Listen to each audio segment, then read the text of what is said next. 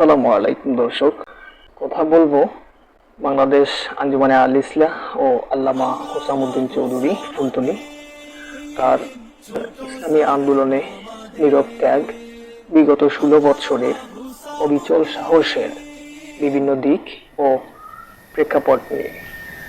বাংলাদেশের রাজনৈতিক ইতিহাসের গত প্রায় 2 দশক নানান দিক থেকে অস্থিরতা ও স্বৈরাচারের অদৃশ্য শাসনামল হিসাবে চিহ্নিত। দীর্ঘ এই সময়ে মুসলমানদের শিক্ষা, সংস্কৃতি ও মূল্যবোধের বিরুদ্ধে যে সকল সূক্ষ্ম ও সূক্ষ্ম ষড়যন্ত্র হয়েছে তা খুব বেশি মানুষ চোখে আঙ্গুল দিয়ে দেখাতে সাহস করেননি। নিরাপত্তা, পদ পদবী রক্ষার দোহাই দিয়ে অনেক আলেম নেতৃবৃন্দ তখন নিশ্চুপ থেকেছেন। অনেকে আবার ক্ষমতার ছায়া থেকে অপরাধের সারথি হয়েছেন, জনমানুষকে বিভ্রান্ত করেছেন হিকমতের দোহাই দিয়ে। কিন্তু এই কঠিন সময়ে এক আলোকবর্তিকা ছিলেন, যিনি কেবল নিজের দল নয়, সমগ্র মুসলিম উম্মাহ ও বাংলার তাজিব তামাদ্দুন রক্ষার আন্দোলনে অকুণ্ঠ কণ্ঠ হয়ে আওয়াজ তুলেছিলেন। তিনি হচ্ছেন আল্লামা হুসামউদ্দিন চৌধুরী ফুলতলী। যদি সরকার কেন, যদি কোনো সাম্রাজ্যের পক্ষে ও ইসলামের বিপক্ষে কোনো কার্যক্রম পরিচালনার সিদ্ধান্ত নেওয়া হয়, আল্লাহর কসম যদি এই জমিনে কোনো মানুষের প্রাণ দিতে হয়, আমি সবার আগে প্রস্তুত রয়েছি। এবং আমি এখানেও এটা বললে ভুল হবে, আমি হচ্ছি মুখপাত্র। আমার সাথে লক্ষ কোটি মানুষ জান কুরবানের জন্য প্রস্তুত রয়েছে। এই দীর্ঘ সময়ে যিনি একাই ইসলামী আন্দোলনকে উজ্জীবিত রেখেছিলেন, বিভিন্ন দিক নিয়ে সোচ্চার হয়েছেন, সরকারকে কঠিন কঠিন বার্তা দিয়েছেন, সরকারের ভুলগুলো চোখে আঙ্গুল দিয়ে দেখিয়ে দিয়েছেন। ইসলামিক অনুশাসনের কোন কোন জায়গায় তার শিক্ষা মন্ত্রণালয় ভুল করেছে। তাই বলে কান টানলে মাথা আসে। এই মন্ত্রণালয় নিয়ে কথা বললে, আজকে এখানে অনেক গোয়েন্দা সংস্থা আছে, এই মন্ত্রণালয় নিয়ে কথা বললে প্রধানমন্ত্রীও বাদ যাবেন না, সরকারি নীতি বাদ যাবে না। সুতরাং বুঝে ধরেছে আমাদের এই শিক্ষা মন্ত্রণালয়কে যত তাড়াতাড়ি সম্ভব হিন্দু যারা, তারা হিন্দু ধর্মীয় বিষয়গুলো নিয়ে তারা দিক নির্দেশনা দেয়, আমাদের কোনো আপত্তি নেই। কিন্তু ইসলাম এবং মুসলমান, মসজিদ এবং মাদ্রাসা পরিচালনার দায়িত্ব কোনো হিন্দু লোকের হাতে যাবে সেটা আমরা কখনো বরদাস্ত করতে পারবো না। গোটা শিক্ষা ব্যবস্থাপনাটাই লিজ দিয়ে দেওয়া হয়েছে, অন্য দেশের কাছে লিজ দিয়ে দেওয়া।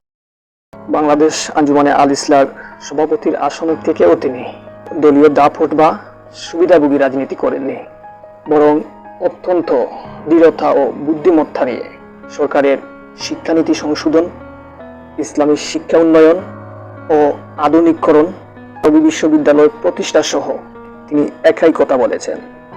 ইসলামী আরবি বিশ্ববিদ্যালয় আজ দেশের লক্ষ লক্ষ ছাত্রছাত্রীর স্বপ্ন পূরণের এক নির্ভরযোগ্য প্রতিষ্ঠান। অথচ এর পেছনে আন্দোলন, প্রতিবাদ, স্মারকলিপি, গণসংযোগ সব কিছুর একক প্রচেষ্টা যার অব্যাহত ছিল, তিনি হলেন আল্লামা হুসামউদ্দিন চৌধুরী ফুলতলী।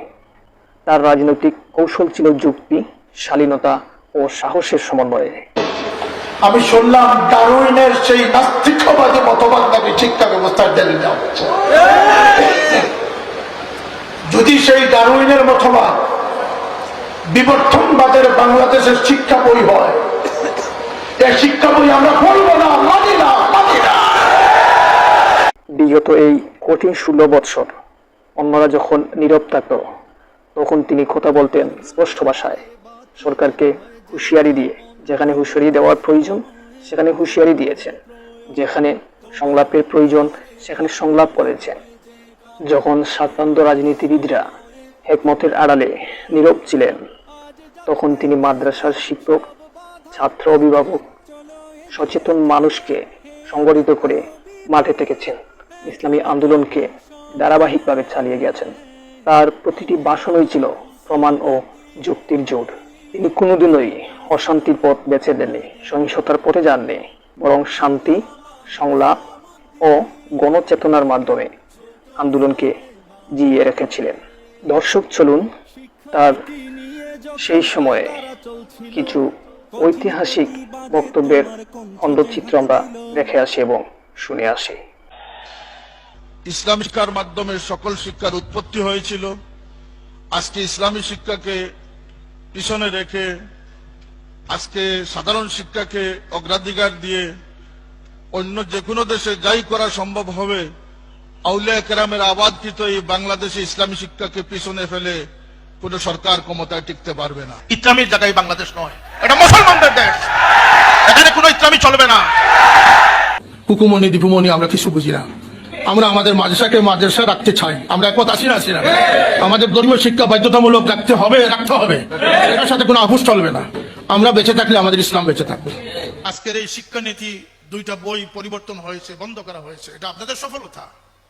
কিন্তু আরেকটি জিনিস আমরা সফলতা লাভ করেছি, সেটা হচ্ছে যে অন্তত আরো কয়েক যুগ পর্যন্ত ইসলামের বিরুদ্ধাচরণকারী নাস্তিক মোরতাদরা এ ধরনের চুরি করার সাহস থেকে তারা মন ভেঙে যাবে, সাহস করতে পারবে না।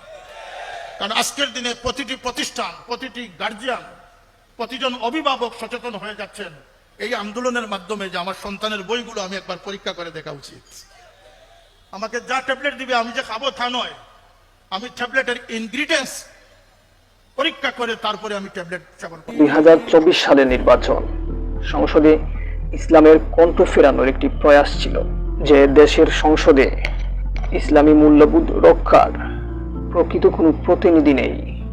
বহু বছর ধরে দেখা গেছে যেখানে আলিম ওলামার কণ্ঠস্বর প্রয়োজন ছিল সেখানে তা নেই, বরং এমন মানুষ সংসদে গেছেন যারা ইসলামী মূল্যবোধ ও ইসলামী শাসন ব্যবস্থাকে নিয়ে অনাশয়ে ব্যঙ্গ করেছে।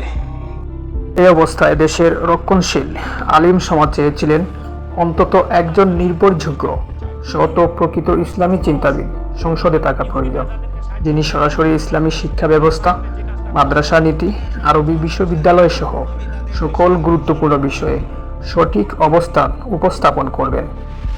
এই দাবির জুড়েই আল্লামা হুসামউদ্দিন চৌধুরী ফুলতলিকে সংসদ নির্বাচনে অংশগ্রহণ করতে রাজি করানো হয়। তিনি করতেছেন, আপনার নির্বাচন করতেছেন। আসলে আজ জরুরত তুবিহুল মাহাজুরাত হিসাবে আমাদের কথাগুলো বলবার জন্য, কথা বলেন ঠিক কিনা? এই যে শিক্ষা ব্যবস্থা নিয়ে যা চলছে এগুলো কথা আমাদের বলবার জন্য, ইবতেদায়ী মাদ্রাসাকে সরকারিকরণের জন্য, আমাদের খাবারের সেফটি এন্ড সিকিউরিটির জন্য আমাদের খাবার আজকে নিরাপদ না, কথা বলেন ঠিক কিনা? খাদ্যদ্রব্য নিরাপদ না, আমাদের স্কুল কলেজ ইউনিভার্সিটির ছাত্র আজকে নিরাপদ না। স্কুল কলেজ ইউনিভার্সিটি থেকে ইসলামিয়াতকে বাদ দেওয়া হয়েছে। তারপরে যেভাবে আমাদের জিওলজি ভাবে যেভাবে পড়াচ্ছে মানুষদেরকে, মানুষের অরিজিন বানর থেকে, এই ধরনের বিষয়গুলো সংসদে বলবার জন্য আমাদের প্রতিনিধি দরকার, কথা বলেন ঠিক কিনা? আর জরুরত তুবিহুল মাহাজুরাত হিসাবে আমার মনে হয় হক্কানি ওলিয়া উলিয়ারা কেউ রাজনীতি করেছেন, কেউ করেন নাই, কিন্তু এখন প্রয়োজনের তাকিদে আর জরুরত তুবিহুল মাহাজুরাত হিসাবে প্রয়োজনের তাকিদে আমাদের এখন সাপোর্ট করা দরকার আলেম ওলামাদের, কথা বলেন ঠিক কিনা? আধিপত্যের বিরুদ্ধে সংসদে কে হুঙ্কার দিয়েছে আমরা সেটা জানি, এটা ইতিহাস, এটা সাক্ষী। আর একটু সময় দেন মানুষ স্পিকার, আমি হুজুরদের পক্ষ থেকে একজনই মাত্র, বুঝুন 2 মিনিট। আমাকে আর 5 মিনিট সময় দেন প্লিজ, আমার কিছু কথা রয়েছে। আচ্ছা বুঝুন। Thank you. প্রার্থী হওয়া তার কোনো ক্ষমতার লোভ ছিল না, বরং সংসদে ইসলামের পক্ষে যৌক্তিক কণ্ঠস্বর প্রতিষ্ঠার চেষ্টা। এডিল ছিল তার দীর্ঘ আন্দোলনের স্বাভাবিক ও যৌক্তিক একটি ধারা। মাঠ থেকে সংসদে সত্যকে নীতি নির্ধারণের টেবিলে পৌঁছে দেওয়ার আর একটি ধাপ। দেশের রক্ষণশীল আলিম সমাজ যে পরিকল্পনা নিয়ে তাকে সংসদে পাঠিয়েছিলেন, তিনি সংসদে গিয়েই সেই ইচ্ছার প্রতিফলন ঘটাতে শুরু করেন। সংসদে গিয়েই তিনি তখনকার বিতর্কিত ট্রান্সজেন্ডার বিষয় নিয়ে সোচ্চার হন। দর্শক, চলুন সংসদে তার ঐতিহাসিক কিছু বক্তব্য। সকলেই ফিলিস্তিনের পক্ষে আমরা ছিলাম, আছি, থাকবো ইনশাল্লাহ। কিন্তু বাংলাদেশের কোমলমতি শিক্ষার্থীদের হাতে আজকে যে বই দেওয়া হয়েছে মানুষ স্পিকার, সেই বইয়ের মধ্যে ফিলিস্তিনের মানচিত্রের পরিবর্তে ইসরায়েলের মানচিত্র দিয়ে ফিলিস্তিনকে মুছে ফেলা দেওয়া হয়েছে। শিক্ষা ব্যবস্থায় পাঠ্য বইয়ে ফিলিস্তিনকে মুছে দিয়ে ইসরায়েলকে কেন স্থাপন করা হয়েছে, এটা নিঃসন্দেহে দুর্ভাগ্যজনক মানুষ স্পিকার। এ ধরনের ট্রান্সজেন্ডার সহ বিভিন্ন বিতর্কিত বিষয় নিয়ে সরকারের এই যে মহা উন্নয়ন পরিকল্পনা, যেটা আমরা সর্বাগ্রে স্বীকার করতেছি, এখানের মধ্যে কিছুটা হলেও সমালোচনা বা কিছুটা হলেও বিতর্কের জন্ম দিচ্ছে। অথবা আমি আজকে কোনো সমালোচনার জন্য নয়, আমি শুধু এটুকু বলতে চাই যে শিক্ষা মন্ত্রণালয়কে সবচেয়ে সেন্সিটিভ মনে করে যেহেতু আগামী দিনে আমাদের নেতৃত্ব গড়ে তোলার মূল বিষয় হচ্ছে শিক্ষা ব্যবস্থা, সুতরাং শিক্ষা ব্যবস্থায় কাদের দ্বারা গত 20 সনে 19 কোটি টাকার বই বিতর্কিত হওয়ার কারণে আমি মাননীয় প্রধানমন্ত্রীর নিকট গিয়ে অনুরোধ করেছিলাম, তিনি বিবেচনা করে তিনি 19 কোটি টাকার বই বাতিল করেছিলেন। এই যে ক্ষতি হচ্ছে বাংলাদেশের, বারবার বই পরিবর্তিত হচ্ছে, কাদের দ্বারা এই ক্ষতিটা হচ্ছে, রাষ্ট্রীয় সম্পদের অফুরন্ত ক্ষতি হচ্ছে, সেই বিষয়টি মানে সদস্য 1 মিনিট বলবেন। বিবেচনা করে দেখার জন্য আমি শিক্ষা মন্ত্রণালয়ের প্রতি সতর্ক দৃষ্টি দেওয়ার জন্য আমাদের শিক্ষা ব্যবস্থায় আমূল পরিবর্তন আনা উচিত।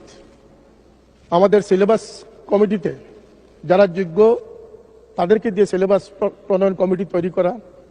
এক্ষেত্রে আপনারা আশ্চর্য হবেন যে মাদ্রাসা শিক্ষা বোর্ড একটি বৃহৎ শিক্ষা বোর্ড, যেখানে আলিম তৈরি হচ্ছে, এবং যে আলিমরা আজকে সকলেরই বাবা মা আত্মীয় স্বজনের জানাজায় ইমামতি করতেছে, দোয়া মোনাজাত করতেছে, কিন্তু সেই সিলেবাস প্রণয়নে যোগ্য আলিমদের অনুপস্থিতির কারণে মাদ্রাসার ক্লাসে তবদুল তবলা বাজানোর মতো বই ম্যান্ডেটরি করে দেওয়া হয়েছে। এটি দুঃখজনক, মানুষ স্পিকার। আল্লাহ নবী সাল্লাল্লাহু বলেছেন যে আউয়ালু মা তাগান্নাসা ইবলিস, এই বাদ্যযন্ত্র হচ্ছে ইবলিস থেকে প্রতিষ্ঠিত। এখানে মাদ্রাসার স্বাতন্ত্র্য রক্ষা করা উচিত। আমি বলবো স্কুল কলেজ ইউনিভার্সিটির সিলেবাসেও যারা দেশপ্রেমিক এবং যারা শিক্ষাবিদ তাদের অংশগ্রহণে সিলেবাস তৈরি করা সময়ের দাবি। আমরা এ বিষয়ে জোর দাবি জানাচ্ছি যাতে এই অপ্রয়োজনীয় বইগুলো সিলেবাস থেকে সরিয়ে মানুষ গড়া যায়, মানুষ তৈরি করা যায়, দেশের সম্পদ মানব সম্পদ তৈরি করা যায়, সে ধরনের পাঠ্যপুস্তক প্রণয়ন করার প্রতি আমি জোর দাবি জানাচ্ছি। এই 3টি মাদ্রাসার অত্যন্ত দুরবস্থা বিদ্যমান। এখানে 1913 সালে প্রতিষ্ঠিত সিলেট সরকারি আলিয়া মাদ্রাসা, যেটি অত্যন্ত গুরুত্ব বহন করে আসছিল, ইদানিং দেখা যাচ্ছে যে এই মাদ্রাসায় 21টি পদের মধ্যে 18টি পদই শূন্য রয়েছে, খালি রয়েছে। শিক্ষকদের ক্ষেত্রে সৃজিত পদ, কর্মচারীদের 21টি পদের মধ্যে 17টি পদই খালি রয়েছে এবং আরো 14টি পদ খালি রয়েছে বিভিন্ন পর্যায়ের। এই অবস্থায় একটি সরকারি প্রতিষ্ঠান কিভাবে চলবে সেটা আমাদের বোধগম্য হচ্ছে না। তাই জরুরি ভিত্তিতে শূন্য পদগুলো পূরণ সহ প্রয়োজনীয় ব্যবস্থা নেওয়া অপরিহার্য।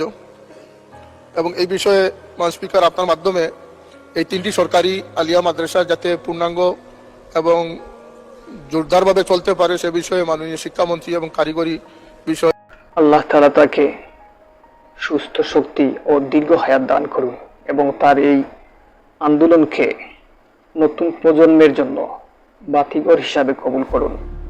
আমিন। সবাই ভালো থাকুন, সুস্থ থাকুন। আসসালামু আলাইকুম।